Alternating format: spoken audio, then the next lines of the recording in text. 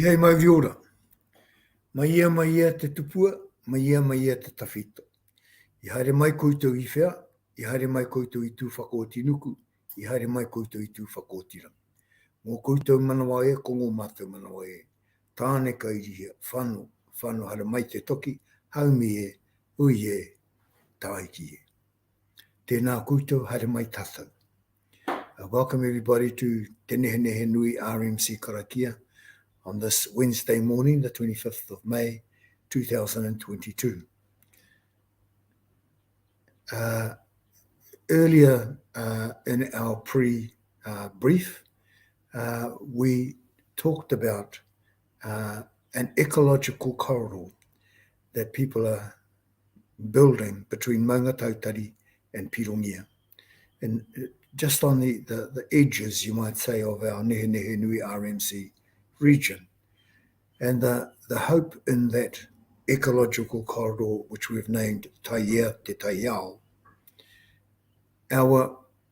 both the human ecology and the natural environment will have an opportunity between Maunga Tautari and Pirongia to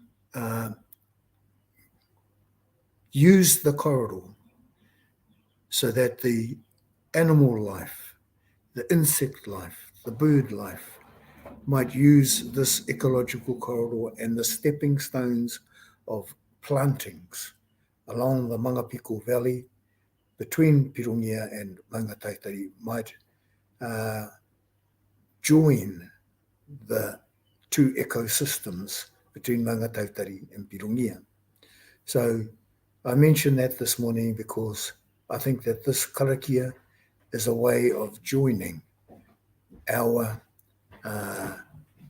ecosystems, but also our whānau, who might be separated, and in bringing life and in nurturing that environment with these various stepping stones along the Mangapiko Valley, we are able to connect Pirongia with Maunga Tautari.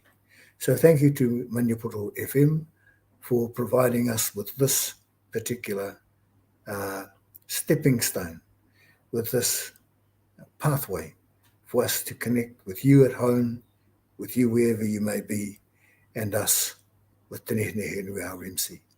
Tēnā koutou, kia ora hui tātou, ka huri. Thank you, Maria. Nei rā te karamihi o te mana ki a koe taku pāpā e tame mōhau I whakatuwhirai I tō tātou karakia I te ata nei. Koutou katoa, ko whakapiripiri mai, ko whakaratarata mai, ko whakatatatata mai ki tēnei o ngā karakia. E mihi ana ki tērā kaupapa o te taia.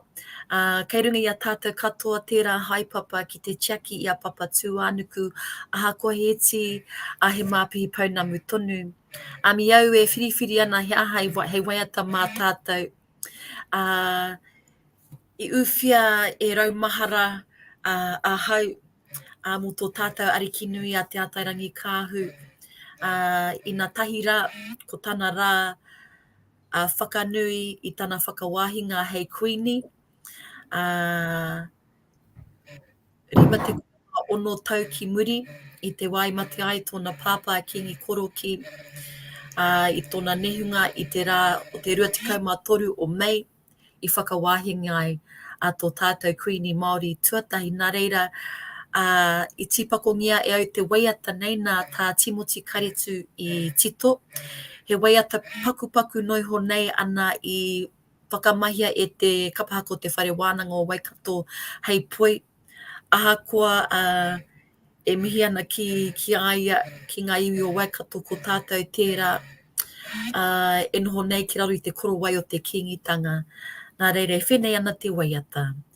Tai nui te waka taupiri te maunga, Waikato te awa, Waikato te iwi, aku mihi nui kia koutou e, Noho mai e ata me o mana tike tike I runga I te ahurewa o tūpuna Kwariro nei taukuri e Nā reira ko tātou tērā e rangi tāmiro ana ki te ao wairua, tātou e noho ana ki te ao kiko kiko, a tū mai tonu ko tō tātou kingi, a kingi tūheitia, pōtatau te whirowhiro te tuawhitu, a kia tau iho hoki ngā manaakitanga ki runga I te tira haere o te kingitanga, kei ingarangi I tēnei ki wā tonu e whai ana I ngā tapu wai, a o tāwhiao I te wā I whakawhiti atu ia ki reira,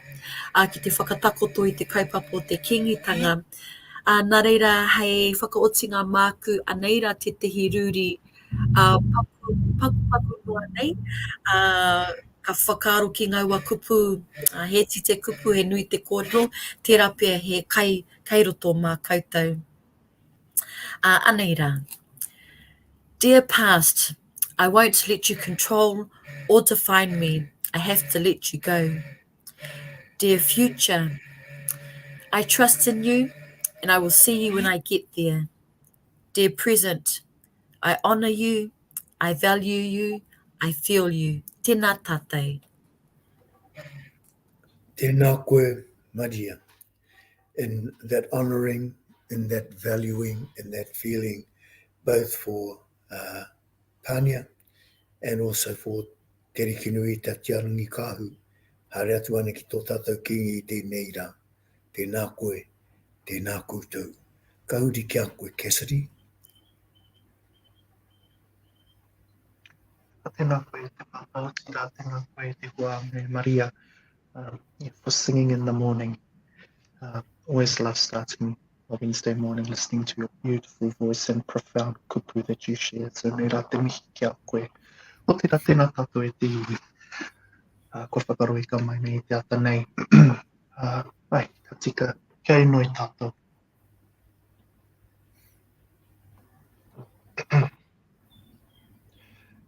E papa e rangi, papa e rangi. Kia turu ki mai te maru atu anui. He ai o nuku, he ai o rangi, he ai o matua. Kia mahea tāra inui a mātou. Kia pūrangi aho te titiro. Kia kotahi te ngākau.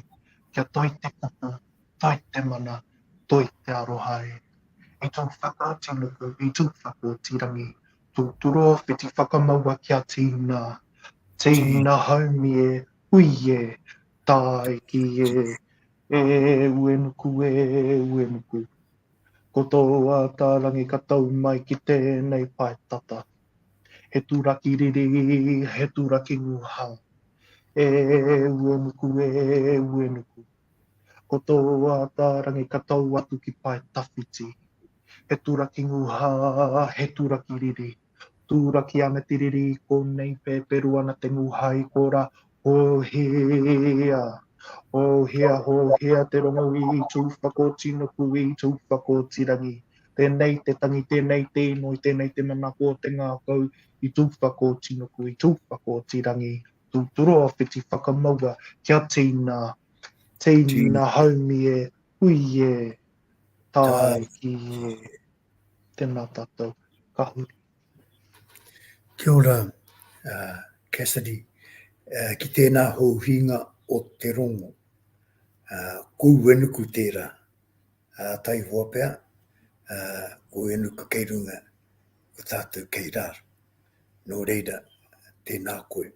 Thank you, Cassidy, for that beautiful spreading of the peace of uenuku. And as we look forward to days full of beautiful rainbows, may your day be full of rainbows. Tēnā koe, tēnā koutou. Ka huri kia koe, tū moana. Tākiri ko te ata ki runga o maunga tautari. Ko te hoi a hau tēnā ka ora tēnā koutou katoa, kua tautoko ngā mihi kua mihia. E whai ana te kōrero nā matua tome pāna kia tō tātou nei mahi o te tangata kia tai e te tai ao. Kia paputuanuku, ki te waonui a tāne, ki ngā manga maru, ki te moana nui a kiwa hoki ki ngā moana katoa. E ai ki te māramataka ko tēnei te wā o Tangaroa, o reira taku nei karakia he karakia ki a Tangaroa. E pai mō ngā tangata ki te tau ngā mā harahara, mā nukunuka, ki wainga o ki roto o te tangata. Ai, no reira, ka karakia. Wai horo nuku, wai horo rangi, wai horo horo ki tai wi, ki tai wā, ki tai tupua, ki tai tawhito, ki tai ariki, tā whiwhi atu ki a Tangaro. Tangaro i te au piki, Tangaro i te au heke, Tangaro i te au tuke, Tangaro i te au haro. Rarau ana mai, turu ana mai, te wai a te nui a rangi, te wai a te nui a papa, kia te ai, te wai hi, te wai ha, Tangaroa. Kia te ai, te hau. He hau marino, he hau angi, he hau ai o noi o te waiora. He wai puna whakai o nuku, he wai puna whakai o rangi, ki e nei pia, ki e nei tauira, kia eke panuku, kia eke neke Tangaroa. Whano, tū mai te hoi, haumi e, hui e, tai ki e. Orera, koutou mai, whatever your aspirations are for today, whatever the mahi is that lies before you, whether it be learning, mahi, hui, things that you haven't yet been able to finish. Hope that karakia helps settle any nerves and prepare you for the day. Orera, tēnā koutou, tēnā koutou, tēnā koutou katoa. Kahiri. Tēnā koe tū moana. He tika tāu. We've just come out of a period of kore in our maramataka. And we're now entering a period of Tangaroa. And that expectation is that energies rise, creativity bursts forth in this period of Tangaroa. Interestingly, Maria, as you mentioned, Te Atairangi Kāhu, her passing during kore, and then moving into the new regime with Kingi Tuheitia into Tangaroa. Tai atu ana kia koe, Cassidy. Interesting again that there's a sort of an aho, there's a thread that runs through all of your karakia that I'm not sure that I'm absolutely sure we don't do deliberately. We don't plan that, but there's this peaceful and other creativities in the strand of the karakia that you weave. Thank you, everybody, for that beauty. I just wanted to make a point in our karakia this morning, just as Maria reminded us of the commemorations of the passing of Te Atairangi Kāhu. We have others who have passed, and may those pass in peace.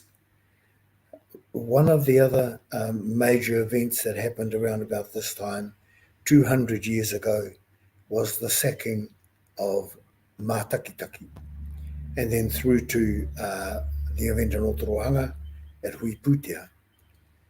We had planned for about 12 months ago, probably more, 18 months ago, I think.